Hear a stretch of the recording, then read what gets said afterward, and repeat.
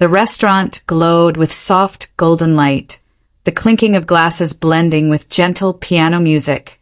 Ethan Marshall, a 41-year-old millionaire, sat at a corner table distracted.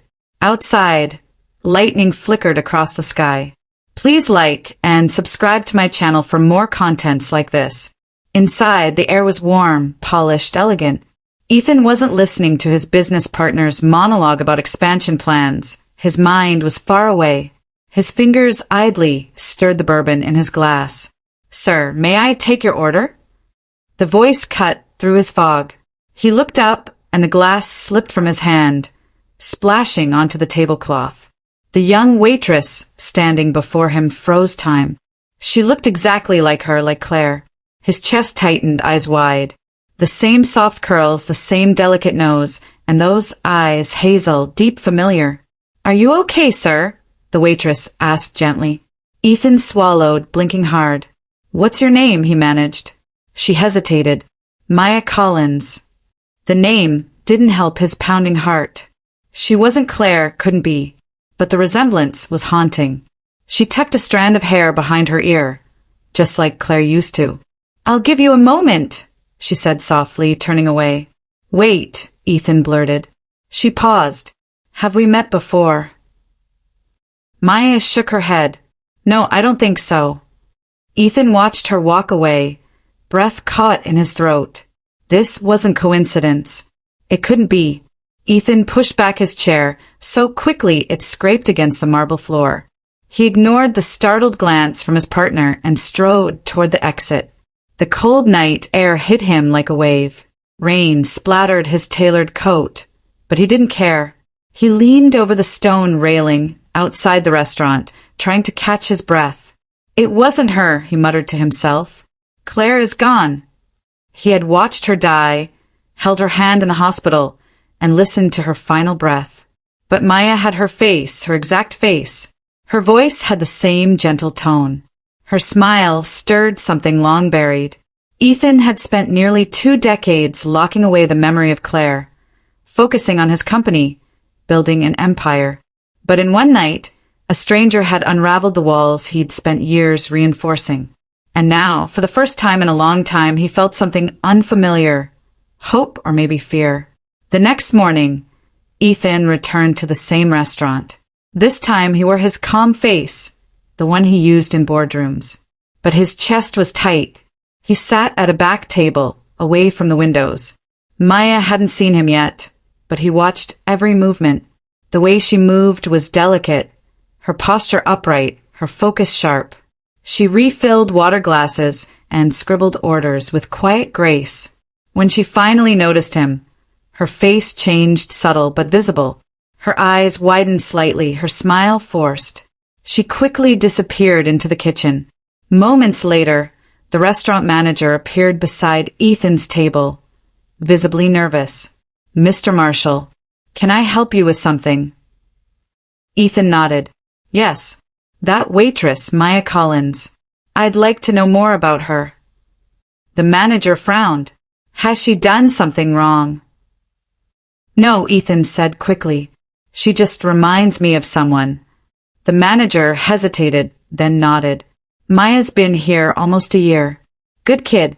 Polite. Smart. Keeps to herself. Goes to community college. Lives with her younger brother." Ethan's brow furrowed. "Any family?" "She was adopted. That's all I know." Ethan's hands curled around his glass. Adopted.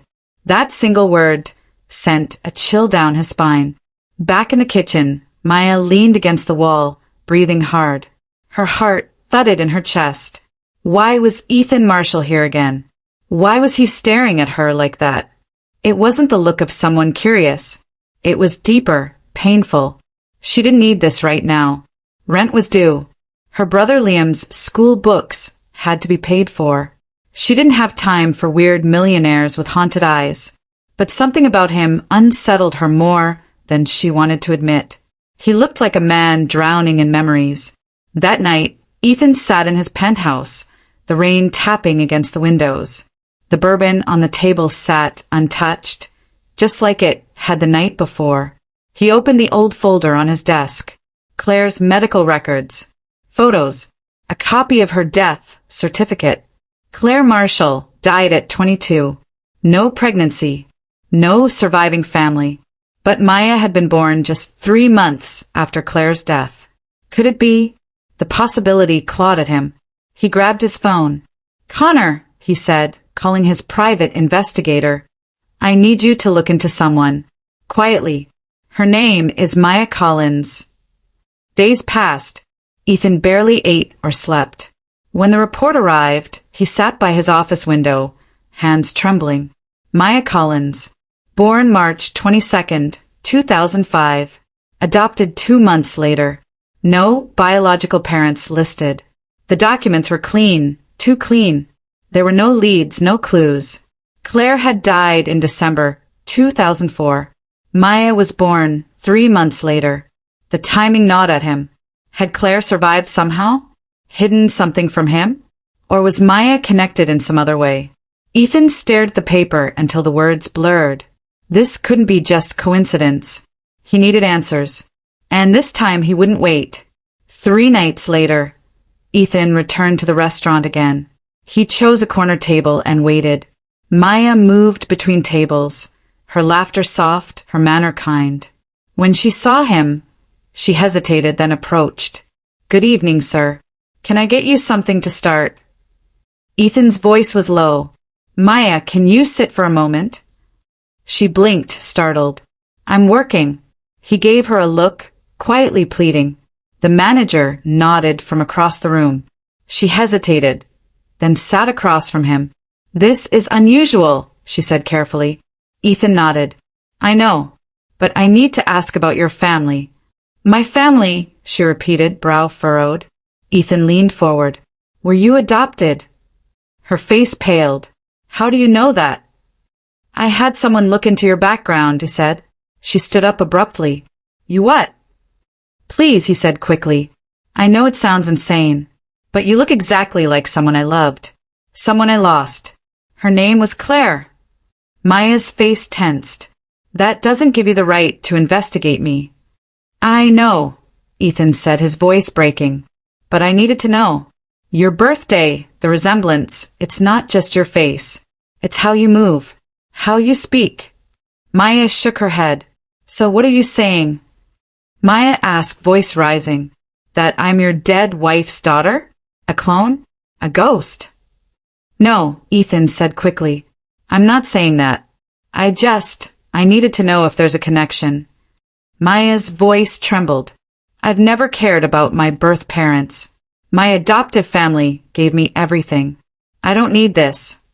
Ethan looked down, ashamed. "I'm sorry. I really am. You reminded me of what I lost. And it brought everything back." Maya's hands curled into fists. "Well, maybe some ghosts are better left buried." And with that, she walked away. That night, Ethan sat alone in his study, an old photograph of Claire in his hands. Her smile, her eyes, it all pointed back to Maya. But was it grief distorting his mind? Was he projecting hope into a stranger's face? He didn't know anymore. Across the city, Maya sat on her small couch, clutching a cup of cold tea. Her thoughts swirled with confusion. She had never wondered about her birth parents, not until now. Ethan's desperation had stirred something in her. She tried to shake it off, but some questions refused to stay buried. The next day, Ethan couldn't stand the silence anymore. He needed to explain himself properly. Around mid-afternoon, he returned to the restaurant. Maya was wiping down a table when she saw him. Her expression hardened immediately. "Mr. Marshall," she said flatly. "I'm working." He raised a hand, not to pressure but to plead. "I won't stay long. Just 5 minutes. Please." She sighed heavily, her posture rigid. After a glance at the manager, she gestured toward the back door. Outside, the air was damp but calm. In the quiet alley, they stood facing each other under the cloudy sky. Ethan spoke first. "Her name was Claire. We met as teenagers. She was my world." Maya stayed silent, arms crossed.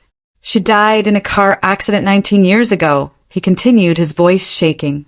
And when I saw you, I thought I'd seen a ghost." Maya's arms remained folded, but her face softened just slightly. "I'm not her," she said quietly. "I know," Ethan replied, "but you have her smile, her voice, and I couldn't stop wondering why." She stepped back. "So you dug into my life?" He nodded. "Yes. I was desperate. You were born 3 months after Claire died, and your adoption record, it doesn't say where you came from." Maya's breath caught. "You think I'm her daughter?" He shook his head. "I don't know. Maybe it's grief making me reach. But something about you, it felt like I was being pulled back to a chapter one never finished." Maya wiped at her eyes quickly, fighting the confusion. "I don't know anything about my birth parents, and I never asked. But now you've made me wonder about everything I thought I'd accepted." Back in his penthouse, Ethan opened the desk drawer he hadn't touched in years. Inside was a sealed letter, worn and yellowed with age. Claire's handwriting curled across the front. "For Alex, if I'm gone." He opened it slowly, the scent of old paper rising to his nose. "My love," it began. "If you're reading this, I hope you've found peace. Or maybe you're still searching. I need you to know that even if I'm gone, you have to keep living. Don't lock yourself away. Don't let grief become your prison. Promise me you'll keep your heart open, even if it hurts." Ethan closed his eyes, the words striking deep. He had broken that promise. He had shut the world out. But now, for the first time in years, he didn't want it anymore.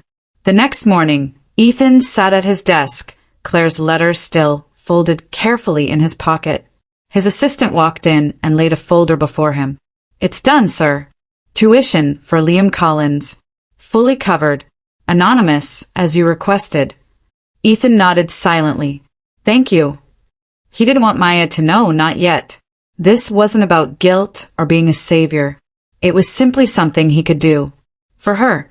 For the brother she sacrificed for every day. He wasn't looking to insert himself into her life. He just wanted her to have the chance at a future. A week passed. Then, one evening, a sharp knock echoed through Ethan's apartment. When he opened the door, Maya stood there, hair damp from the drizzle, a crumpled paper in her hand. "Did you do this?" she asked, holding up the tuition letter. Her voice was trembling. Ethan didn't answer immediately. He just met her eyes and nodded once. Maya stepped inside slowly, her expression a storm of emotions. "Why?" she whispered. "Why would you pay my brother's tuition?" Ethan exhaled.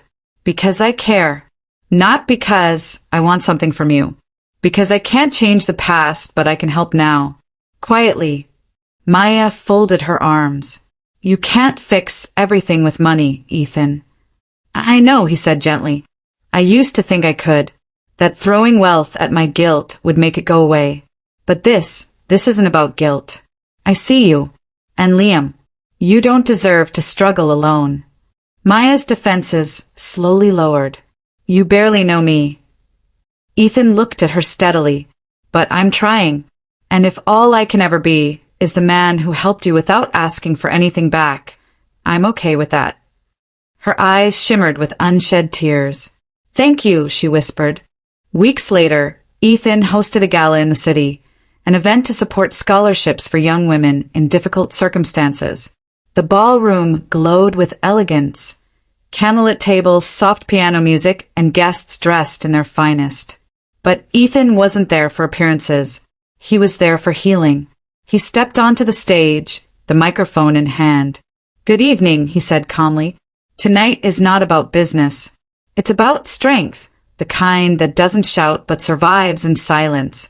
One young woman showed me that strength can be found in grace, in kindness, in never giving up."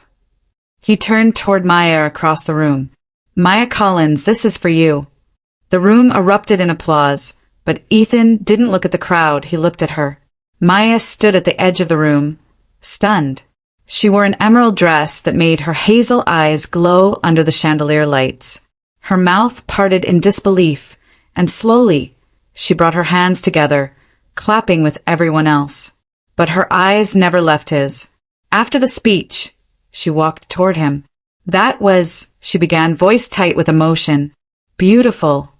He nodded, voice soft. You deserved every word.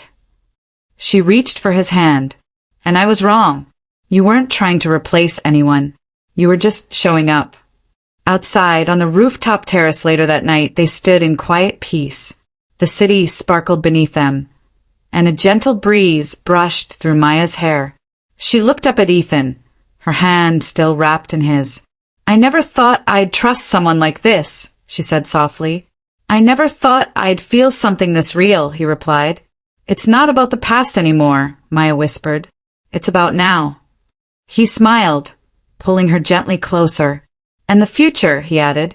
Together, they stood beneath the stars, not as strangers brought together by grief, but as two souls finally finding peace.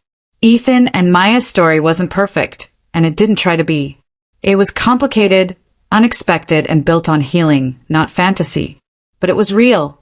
It reminded Ethan that grief could hollow a man, but connection could rebuild him. And it taught Maya that sometimes life places people in your path not to replace what you've lost, but to show you what you still have. And so, through patience, courage, and quiet kindness, two broken hearts began to beat again, not as echoes of a painful past, but as hope for a beautiful tomorrow. Days turned into weeks, and life began to shift gently for both Ethan and Maya. Their connection wasn't rushed, nor defined by labels. It grew in the quiet spaces, in shared coffees, long walks through the park, and conversations that slowly unraveled the layers of grief, doubt, and guarded hope between them. Maya continued her studies, and Liam thrived with the freedom of no longer seeing his sister struggle alone. Ethan, once consumed by the weight of what he'd lost, found meaning not in power or wealth, but in showing up for others without expectation. One evening, as they sat on the same restaurant's balcony, Maya turned to Ethan and asked quietly, Do you ever think about Claire? Ethan nodded slowly. Every day, but not with the pain I used to. Now, I think about what she would have wanted for me. Maya looked down, thoughtful. She would have wanted you to be happy. I think she'd be happy knowing you were part of that, Ethan replied. And in that moment, they both realized that healing didn't mean forgetting. It meant learning to love again without fear. That spring, a new scholarship was launched in Claire's name, dedicated to supporting young women from foster care and adoptive backgrounds pursuing higher education.